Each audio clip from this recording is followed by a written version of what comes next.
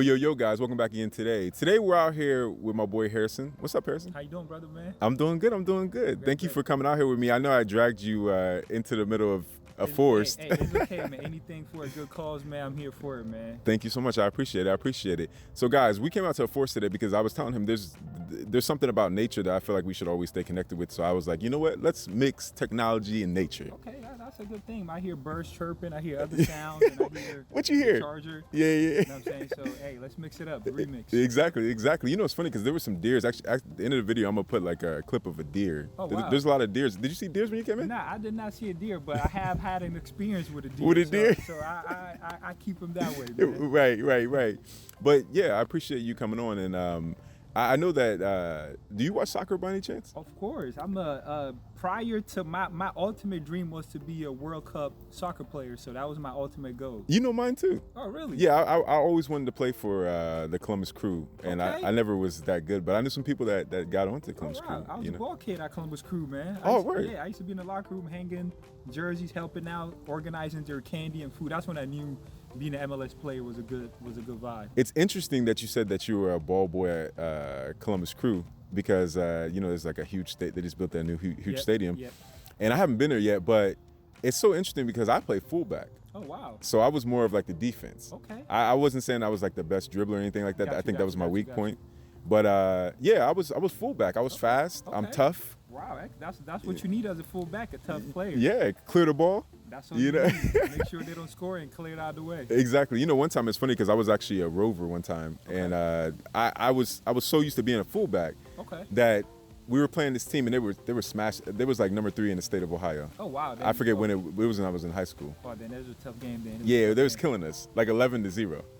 You know what I'm saying? And you was playing fullback back then? Yeah, I was playing fullback. Oh, wow. Now, well, I'm sure you okay. Yeah, they was working me that day. And I remember one thing, the coach was like, whatever you do, like, I just want you to go in as rover. You're the fastest on the team. Like, just try to score. And it's funny because the coach, he actually went to this school. Okay. So he was a product of like eliteness when it comes to soccer. Oh, wow. So one time I remember, just a quick story. I'm sorry. I just have to say. No, you're good. But one time I remember that I was a fullback. So he was like, yo, change the rover. So when I was a rover, I was still in my fullback mentality. So I was like halfway back in our territory midfield. Okay. Stole the ball. And then I was just jetting down the field with the ball. Oh, wow. Right?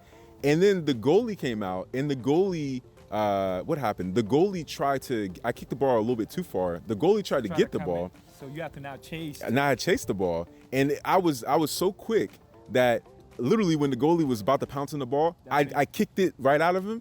And then when I kicked it over him, the coach was just like, shoot it. And look, I'm a fullback. So I was literally from here to like maybe like 10 yards away from the thing. But I wasn't confident in shooting it because I was a fullback. So what did you end up doing? Oh, I dribbled it all the way into the goal. Yeah, I got like literally. Yeah, I got literally like right here, and then I just kicked it in. I just wanted to be. Hey, better safe than sorry, man. So that's good. Yeah, that's good. Definitely. So I know that you probably love the Black Stars, the Ghana. Definitely. I'm a Black Star. Okay, for sure. Okay, I love Ghana, love Nigeria. Excellent. There's some teams in Africa that are a little bit. I guess that people don't really think about, but I love Rwanda national team. Egypt is good. Egypt's good. I just now started watching the African nations sometime when they play because I only focus on Ghana, but now I've been watching other games, and it's beautiful just to see different countries in Africa just playing against each other, and just seeing the different cultures during national anthems and even how they show love with each other. So it's beautiful. It is because I think I would love to see like more African countries that like I don't even know if like some teams like Zambia or something like I don't even know if they even have national teams. You know what I'm saying? I don't think all the countries do. Of course, some of the countries have a lot of wars, and there's not a lot of like youth empowerment to really strive into sports. Everybody's on their own, so I'm sure things are happening. Even for example with the NBA, now you have the Africa NBA, which I know slowly is gonna influence communities and countries there. So I'm excited about it. No, me too. It's interesting that you said that because I've been watching a lot of Rwandan basketball, professional basketball in Kigali, and I have some Rwandan people that I really like love near and dear to me. So they be going crazy. Oh wow! And it's right. It's somewhere in the center of Kigali or something like that. But you're right. Like I even just love to see that sports is sort of kind of bringing people together to do something. Definitely. To have something. Everybody has to have something to rally behind. You know what I mean? That's true, man. So I appreciate that you are a Ghana guy. Yep. because that's one of my favorite soccer teams. When I play FIFA, I always like use Ghana. Yeah, or Brazil. Brazil is like my number one. I mean, you can't go wrong with Brazil, man. They've been holding the torch for a minute. Yeah, especially back in the day with Pele. Hey, listen, man, like legend. I said, for a minute now. Right. So, brother, like, what do you think as far as when it comes to networking and like meeting people? Because I know you do a lot of that.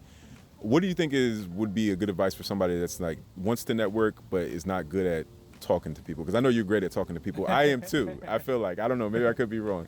I mean, trust me, I get nervous all the time. So it's okay to be nervous and be anxious when it comes to networking. I mean, what I'll tell people is just be willing to serve.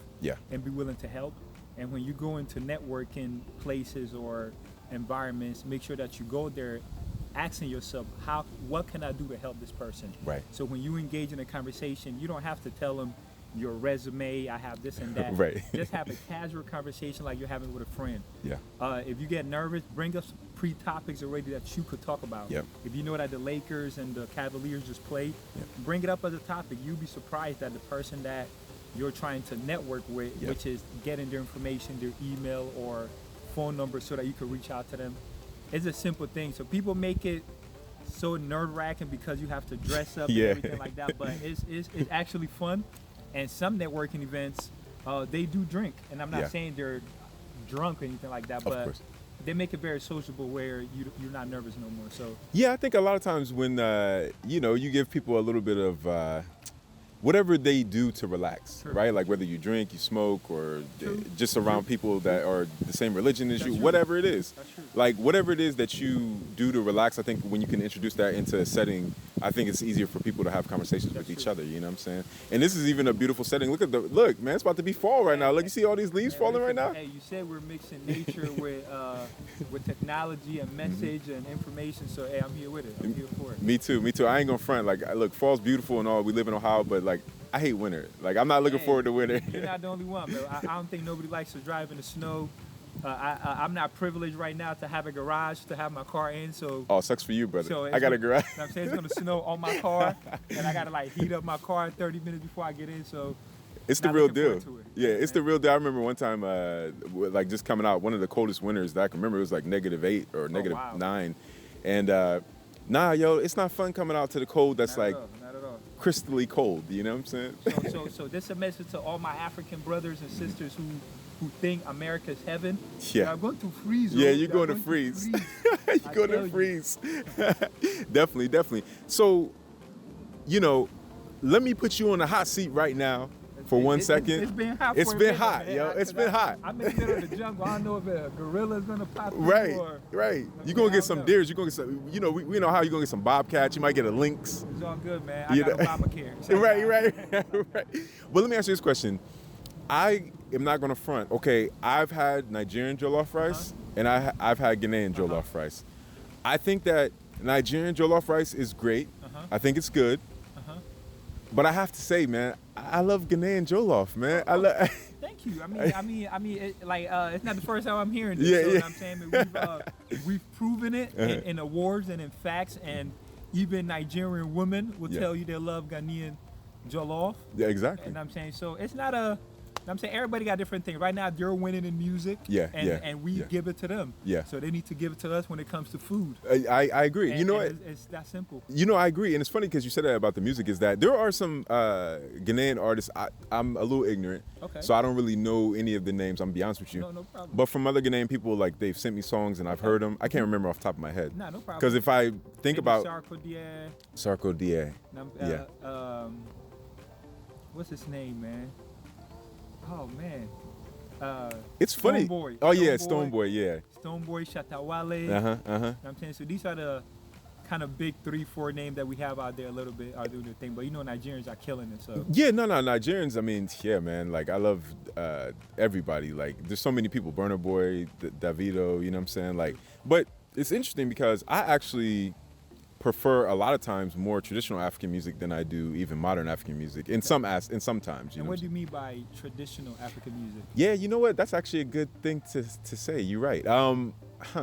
Maybe I'm wrong about it, or maybe okay, maybe I should say it like this. Are you talking about like the drums and the exactly like the worship part of music, where it's like the religious part of music? Exactly. And not that I hate that, like, because like obviously I've just even learned that there's a difference between Afrobeat and Afrobeats with an S. You know what I'm saying? But this is from a very musical person. You know what I'm saying? I'm a musical person too, but I was like, okay. Maybe you're onto something. You know what I'm saying? It's almost like soul versus neo soul. Got you. It's like I don't know. I just know about Afrobeats, Ghana music, all that, whatever. So I don't really know the differences, whatever. But I dance to whatever makes me move. Yeah. I'm glad you said that, because like I love a lot of East African artists as well. Like I love a lot of people from like Tanzania.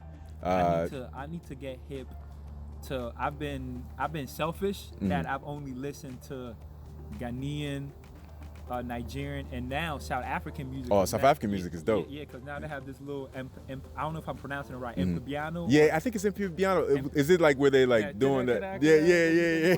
I'd be like, hey, even now in Ghana, most of the parties, like they'll fly out South African artists to go to Ghana and perform. So I love the fact that the continent of Africa is exchanging their music and resources with each other, but we just gotta all support each other. I think that's the main thing. No, I agree, and I also think that like I love the dynamics now, because like I think it was a little bit more acceptable in like the late '80s, early '90s in America, where it's like Caribbean artists, especially from Jamaica, and like African Americans, they sort of kind of did their whole thing. But now I love to see like, okay, it's like Africa, Caribbeans, and America, and all of us as Black people are doing this together. You know what I'm saying? Like in the music part, I love that. You know what I'm saying? Imagine that, man. The fusion of that, man. It's like that's truly Afrofusion, because that's what Afrofusion is. Man, it's going to be a fusion where it's like I don't think the world is ready for it, because every time that we get close to doing it, we get distracted and something happens. But I'm glad that we're in a generation with people like you who are willing to sit on different chairs and talk to different people with different views and try to find ways for us to come together. So thank you for what you do. Honestly. I appreciate it, yo. I really appreciate you coming on, and I try to be I try to accept everybody for their beliefs and everything. Definitely. Because everybody's not going to think the same, and that's just the reality of the world. You know what I'm saying? But you got to mature a little bit to hear different people's point of view, and I'm still maturing. All of us are, man. I'm still growing, man. Even though I'm tall, I'm still growing. You still growing? You is tall, yo. How tall are you? People get mad when I say 6'4" and a half. I always hype it up. So I just round it out to the nearest 10, so I'm 6'5". 6'5", okay, got you. 6'5". I just got to get big. Once I get big, it's a wrap. I could go work for the house. You know what I'm saying? You be the man. Yes. Well, it's funny because I'm 6'1", or almost. Like I'm almost so close that I say 6'1". You good, man. You know what I'm saying? You're in the 6. Exactly. Yeah. You hit the 6. It's funny because I've been like, look, man, I ain't trying to say nothing's wrong. I'm just gonna say on this side, I'm glad I'm in the 6 club. Hey, listen, I'm just saying that, yo. There's pros and cons to everything. Of course. You have some pros and cons when you in the 5s. What's the cons? I haven't seen the cons yet. So now I'm playing. But now I'm glad you said that. So I've been vegan for a long time now. Okay. Like maybe 6 to 7 years now. Okay. 6 years. And I know a lot of people when I try foods in here, they're like, yo, like it must be hard. It must be this and that. It's interesting because like, as a man that's fit, I would call you a man that's fit. You know what I'm saying? The same way that I feel like I'm fit, at least. Yeah, I tried, man. You just, I Harrison, you heard that, but start working out. Yeah, get it together, right? But also when you're taller, I think the perception of people, they don't think that you're as heavy as what you are. Got you. Because a lot of people, they come to me and they're like, yo, you're slim. But you know what I'm saying? Get on the weight. And I'm like, wow. Yeah, you didn't know I was 181, did you? You know what I'm saying? I'm 6'1" too. Hey, that's it's all in. It's packed up in us. We got strong, heavy bones. Exactly, heavy bones, exactly. So I just wanted to know, like, what do you have a balanced diet? Man, you just asked me a very good question. I'm a junk person. When I mean junk, I've always been skinny. Yeah. Growing up, and it was like a very self-insecure thing that I had. Me too. And when I got older, I started to gain weight. I was just eating. So it's always been, for the past 2-3 years, I've been wanting to gain weight, but I've been eating the wrong things as far as steak, ribs, and pizza, like all the junk. Oh, he been living his life. He been living his life. Like I've been honestly eating a whole bunch of junk. And I have a friend named Saleh, and she was telling me, like, Harrison, try to change your diet. Try to at least start eating, at least just eat fish for a little bit and see how it helps you out. Right. And I know the importance of diet on what effects it has on your energy, on your thinking, on your mood and everything like that. And I'm sure if people think I'm excellent now, I know if I change my diet, my critical thinking and my focus will be way different, because now like the way you digest food, now when you're reading something, you're watching a video to study, you absorb things better. So I think diet is very important. I think that's a lot of people's secret. People don't really tell people on how they stay sharp and ready to like be on the move, but diet is very important. And when I eat a lot of steak and junk, I just want to sleep and I'm just killing time. Yeah, and I'm glad you said that, because I had to get into the mode, even like, I'm vegan, but I had to get into the mode because I had this habit. And I'm not saying that like everybody's different, so I accept everybody for where they at. But I used to overstuff myself. Oh, wow, okay. And I used to think like overstuffing myself was like, I mean, I guess, you know, especially in Africa, like some parts of it, it's like, that's a sign of you get money or you're wealthy or whatever, you know, like you eating good, you know. But I think that's around every black community in the world, in the Caribbeans in America, because black people in America be like, oh, okay, I see you eating good. You gain weight. Like even when you get married, and if the man always gains weight and they see the wife, they thank the wife like, you are taking care of your husband. husband. You're taking care of your husband. Looking good. My man, Trust me, everybody weight is a blessing to some people or whatever. No, it is. And you know what? I think that weight is a great thing, but also like the overindulgence. True. Because to be honest with you, as a vegan, every time I eat, it gives me life. Like in the sense of, I never feel overly full. And there's sometimes being a vegan that I have made myself overly full, but I got out of that habit. I got out of the habit of like putting my tank, like overfilling my tank because of what you just said. Because sometimes you could be like, yo, I'm slumped right now. I don't even know if I can do anything. You know, like. You just be like, let me just take a little quick break. Right. Let me take a little nap in this forest right here. There's a lot of soft leaves. Hey, listen, man, make it happen. Right. So let me ask you this question: when it comes to like Ghanaian dishes, what is something that you just love, like you have to have all the time? Man, like and even this question right here, it will determine who my wife is gonna be. Right. But, I mean, you guys listening? But I mean, fufu. You know what I'm saying? If you say it in the Ghanaian way, you say fufu. The fufu. But like when you're trying to say it to somebody who may not be able to pronounce it, you say fufu. Right. Or, and I'm saying fufu. But yeah, fufu and any type of soup. You know what I'm saying? Man, there's some good soups in Ghana, man. Oh man, we have our banquine peanut soup, chicken, goat soup. It's like green soup. It's like all types of soup that you just, by the time you're done, you wash your hands. You got to wash your hands with like special soap. Yeah, to get it off. To get it off. But sometimes while you're in the office, you smell your hands real quick, like man, that ain't good. Right. For sure. No, I love that you said that, because I feel like, for me, I feel like there's dishes too, like sweet potato pie. Okay, yeah. Like sweet potato pie is something that, like, if somebody told me I had to go the rest of my life and I couldn't eat sweet potato pie, I'm like, yo, we fighting. Hey, I'm not mad we at fighting, you, yo. I feel you, So no, I feel you, but I also feel that way about different. That's why on the channel I always try different cuisines, because, yo, jollof rice to me, like, yeah, sometimes I mix things that people like in Ghana like, yo, you shouldn't mix this, but I'm vegan, so like, what can I do? You know what I'm saying? But like, jollof rice to me is one of the staple foods that I feel like if I couldn't have it for the rest of my life, it would irritate me. Man, wow. It would irritate me. I'm glad Jollof found a way on your appetite. You know what I'm saying, man? So that's good, man. Definitely. So, brother, since I got you out here, what do you think as far as when it comes to like networking, like we were talking about earlier, and connecting on social media platforms? Do you think that connecting on social media platforms is a good thing, as far as, because there's a lot of people I feel like that they have cliques.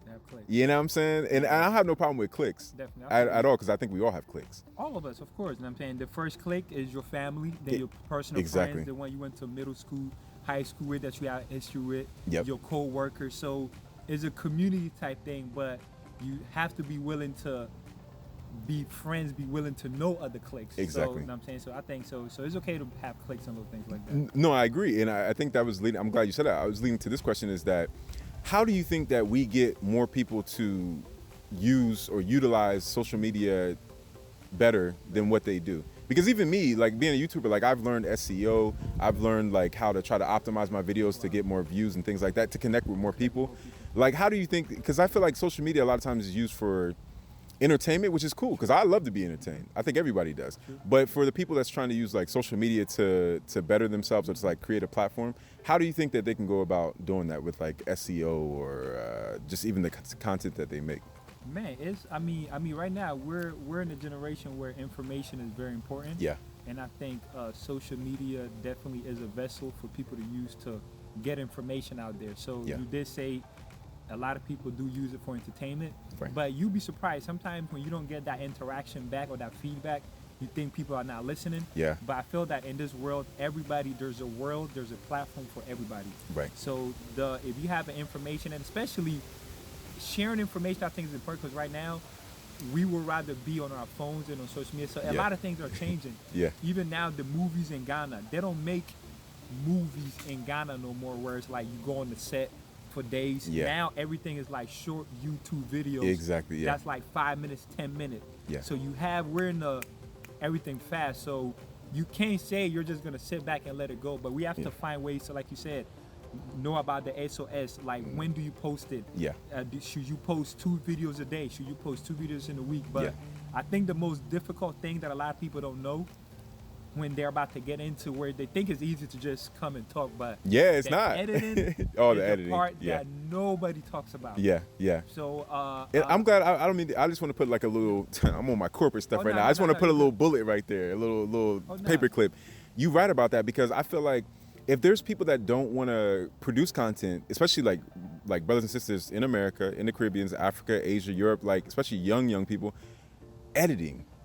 Do you know how many YouTubers or just people in general don't want to spend? Look, I do everything. I shoot, I edit, I schedule, I do everything. That's with that talent, you could be president of America. You know what? Maybe I should be president of America. No, you could do it because you could edit and market yourself. You could, what you want to say, your imagination, you can make it happen. Like Donald Trump, he's a marketer. Big marketer. Of course, you have people doing his videos, but of course.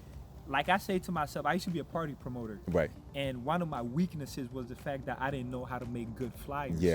And flyers is the #1 key point when it comes to throwing parties or an event, because if I see how good your flyer is, even the girl that's on the image, I'm like, I might want to go. It will determine at least 45% of the reason why somebody will come. So that was a skill that I did not have, and I had to depend on the third source, which sometimes you have to settle sometimes with what they thought you were trying to capture. Exactly. You made such a great point, because I had an interview with a sister that has a cake shop, and she said the same thing. Oh, wow. She was like, a lot of people, they're like, okay, I'll leave the vision to you.